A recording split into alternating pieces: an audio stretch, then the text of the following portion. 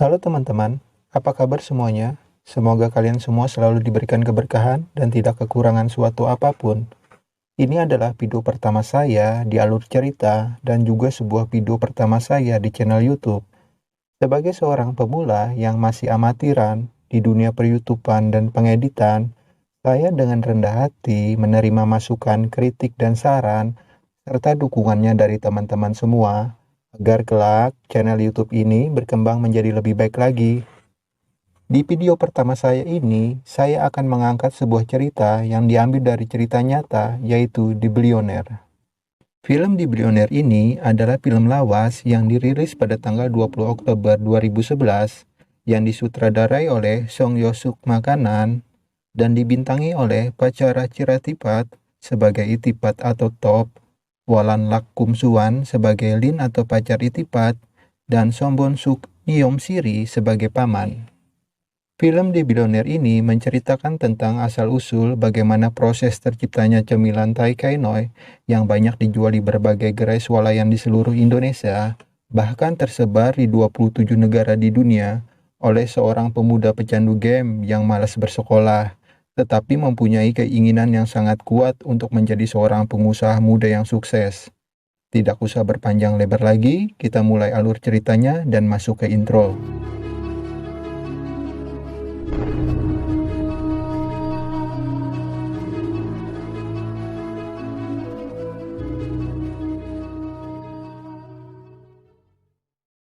Video diawali dengan masuknya seorang remaja memakai baju berwarna kuning ke sebuah bank, menemui petugas laki-laki yang duduk di belakang meja. Namanya adalah Itipat atau biasa dipanggil dengan Top.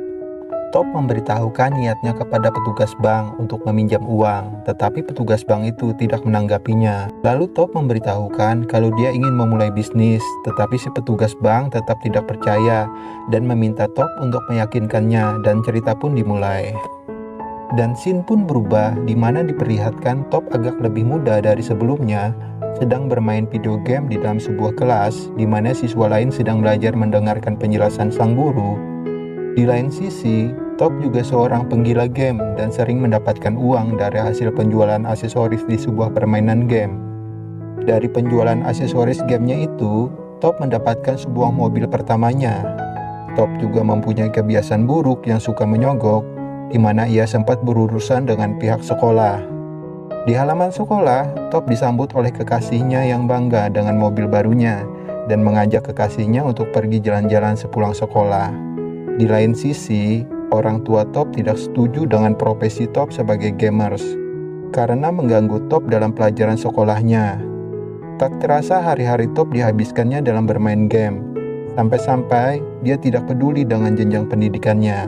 Suatu saat, Top menyadari kalau keuangan keluarganya bermasalah karena orang tuanya tidak sanggup menguliahkannya ke perguruan tinggi swasta, sedangkan Top tidak sanggup masuk ke perguruan tinggi negeri karena nilainya yang begitu jelek. Di saat yang bersamaan, Top dikagetkan dengan pemblokiran akun gamenya yang disebabkan oleh pelarangan akun game digunakan untuk berbisnis, yang mengakibatkan penghasilannya di game mendadak hilang. Lalu, Top mencoba peruntungan baru dengan mencoba berdagang VCD player bajakan. Tetapi dalam usahanya itu, Top tertipu dan mengalami kegagalan. Lalu Top mencari cara agar bisa berkuliah di perguruan tinggi swasta dengan menggadaikan perhiasan orang tuanya secara diam-diam. Akhirnya Top pun berkuliah di perguruan tinggi swasta, yang dimana kekasihnya pun juga berkuliah di tempat yang sama. Karena sifatnya yang tidak suka belajar di dalam kelas, yang membosankan, Top sering bolos dalam mata kuliah di kampusnya, dan ia lebih memilih untuk jalan-jalan melihat pameran alat-alat produksi. Dan ketika melihat mesin pembuat kacang otomatis, naluri pengusahanya langsung muncul dan memutuskan untuk menjadi pengusaha kacang.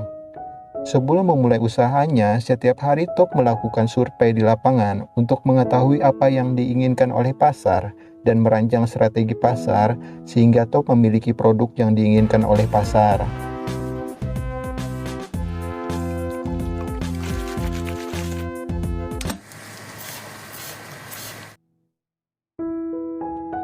Perkenalkan, ini adalah asisten rumah tangga yang disebut paman oleh Top, yang sering membantu Top dalam usaha dan eksperimennya, yang banyak berjasa dalam tercapainya kesuksesan Top menjadi seorang bilioner.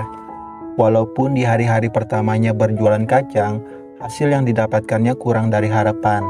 Tetapi Top tidak menyerah, dia terus belajar dan memperbaiki kekurangan usaha dan produknya. Sampai suatu ketika, usaha kacangnya berhasil mendapatkan banyak pelanggan. Tetapi di lain sisi, karena kesibukannya di usaha kacang, Top mendapatkan tentangan dari kekasihnya yang menginginkan Top fokus di kuliahnya yang terancam dikeluarkan dari kampus. Hari-hari pun berlalu, Top masih disibukkan dengan usaha kacangnya. Dan pada suatu ketika, Top mendapatkan teguran dari pihak manajemen gedung tempat dia berjualan karena asap proses penggorengan kacangnya mengotori plafon gedung. Dan dia diwajibkan untuk mengecat plafon gedung itu di waktu pusat perbelanjaan itu tutup di malam hari. Sewaktu mengecat, waktu yang diberikan oleh pihak gedung sudah habis, dan Top mencoba menyogok pihak gedung dengan memberikannya uang. Tetapi dengan tegas pihak gedung menolak dan berbalik menasehati ibunya yang sedang menemani Top agar ibunya mau mengajarkan anaknya menjadi orang yang jujur dan bertanggung jawab. Di lain sisi, orang tua Top mengalami kebangkrutan dan memutuskan untuk pindah dari Thailand. Dan orang tua Top menginginkan Top untuk ikut bersama mereka ke Cina. Tetapi dengan keras hati, Top menolak ajakan orang tuanya karena ia mempunyai keyakinan yang begitu kuat akan kesuksesannya. Dan Top pun berjanji akan memulangkan orang tuanya kembali ke Thailand suatu saat nanti. Dan tidak begitu lama dari kepergian orang tuanya, usaha kacangnya harus tutup karena pihak gedung tidak menginginkan Top lagi untuk berjualan karena usahanya itu melanggar aturan yang sudah ditetapkan oleh pihak gedung untuk membersihkan asap bekas penggorengan kacangnya di luar jam operasional gedung. Tidak sampai di situ, bak jatuh ditimpa tangga, Top terus mengalami cobaan karena rumahnya yang sekarang yang ia diami sudah dipasang segel peringatan sita oleh pihak bank. Di tengah kebangkrutan usaha kacangnya, Top dengan tidak sengaja bertemu dengan kekasihnya yang lama tidak dihubunginya. Jelas saja, sontak kekasihnya itu marah, dan Top pun menjelaskan kenapa semuanya itu bisa terjadi. Dan akhirnya kekasihnya itu pun bisa memahami dan mereka pun bisa berdamai. Di tengah perjalanan, kekasihnya mengeluarkan sebuah cemilan rumput laut yang didapatkannya dari tempat yang jauh. Dan kekasihnya itu menyuruh Top untuk mencoba cemilan rumput laut itu. Dan ternyata Top pun ketagihan dan mencobanya lagi dan lagi. Dan di saat itulah awal dari ide cemilan rumput laut Thai Khai Noi itu bermula. Scene pun berubah di mana Top menjual gerobak bekas usaha kacangnya untuk mendapatkan modal membeli bahan rumput laut untuk eksperimen produk rumput lautnya. Beberapa kali percobaan yang dilakukan gagal, sedangkan bahan rumput lautnya sudah hampir habis, dan Top pun memutuskan untuk menjual komputer bekasnya untuk mendapatkan uang, agar eksperimennya tetap berjalan. Sepulang dari berbelanja bahan eksperimen rumput laut, Top mencari pamannya untuk melanjutkan eksperimen usaha rumput lautnya itu. Setelah beberapa kali memanggil dan mencari, Top dikagetkan dengan pamannya yang tergeletak bersimbah darah di lantai yang licin terkena hujan dengan sebungkus rumput laut berada di sampingnya. Dan Top pun bergegas membawa pamannya ke rumah sakit.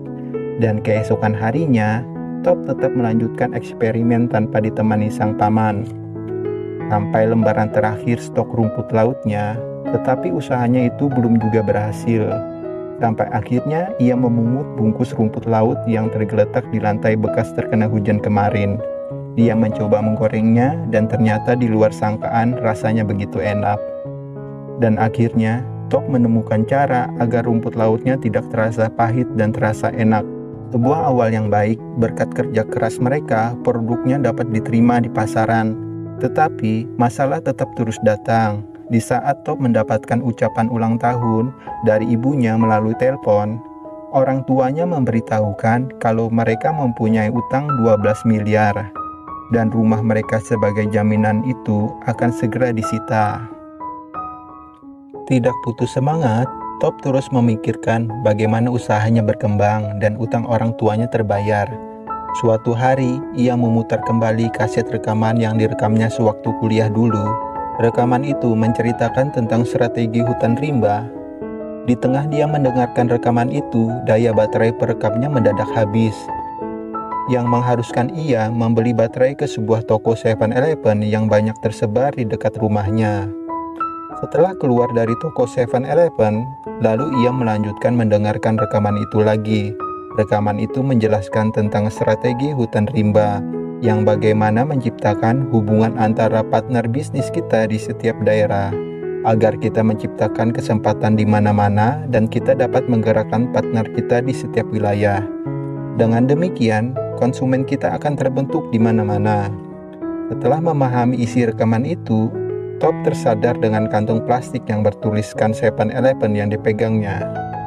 Sontak, seketika idenya pun muncul untuk memasarkan produknya lewat toko waralaba itu.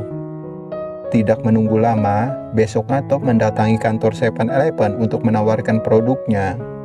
Tetapi, setelah pihak 7-Eleven melihat produknya, pihak 7-Eleven itu berkesimpulan kalau produknya belum siap karena belum memenuhi standar dari kemasan, volume produk, dan harga yang relatif mahal.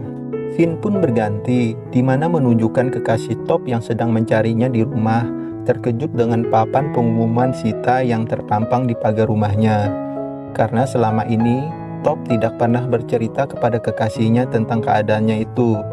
Kekasihnya pun membujuk Top agar mau mengikuti keinginan keluarganya, agar Top lepas dari kesulitan hidup, dan kekasihnya pun menawarkan bantuan keuangan.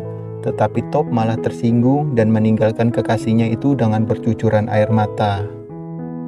Tidak mau berlarut-larut dalam kesedihan, Top memutuskan untuk memperbaiki produknya dengan mendatangi desainer produk kemasan agar produknya terlihat menarik. Setelah kemasan produknya berubah menjadi jauh lebih menarik, Top kembali mendatangi 7-Eleven.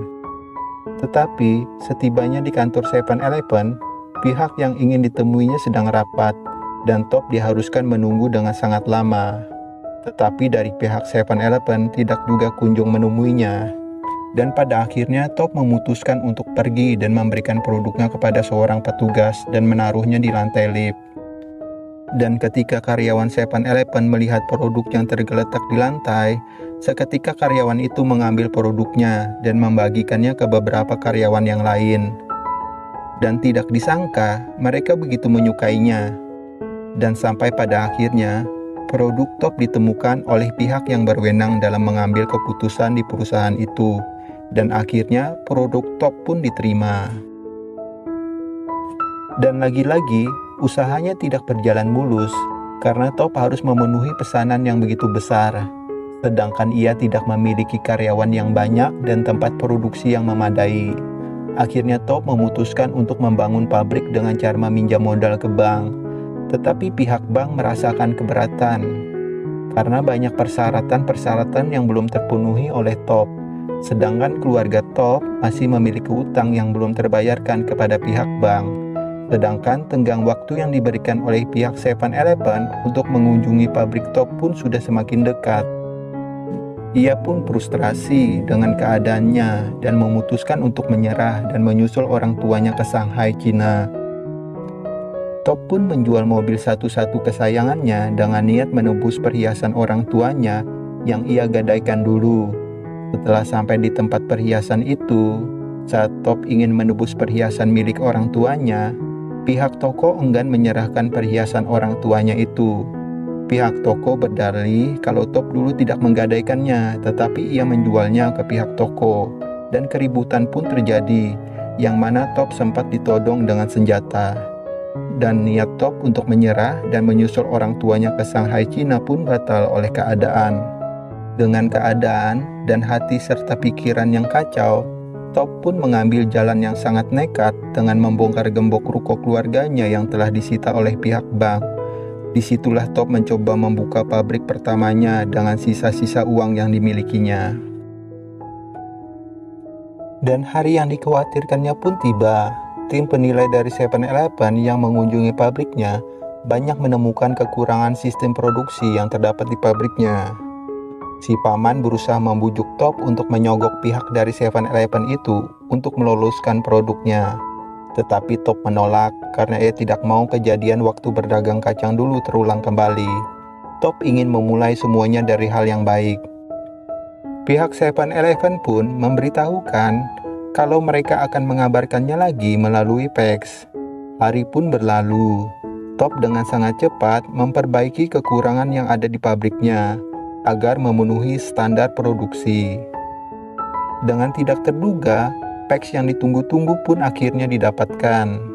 Tetapi, tinta printer itu mendadak habis, yang mengharuskan Top menerawang surat itu di bawah sinar matahari.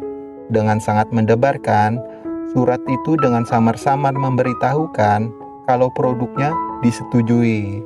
Dan Top pun memberitahukan pamannya dengan berteriak kegirangan. Dan Top pun sangat berterima kasih dengan pamannya karena selama ini telah menemani dan ikut berjuang. Di akhir cerita, Top diperlihatkan duduk di tumpukan kayu dengan memakai baju berwarna kuning, mencoba menelpon ayahnya dan berkata dengan terseduh-seduh, "Ayah dan ibu sudah bisa pulang sekarang." Dan cerita pun berakhir. Pa,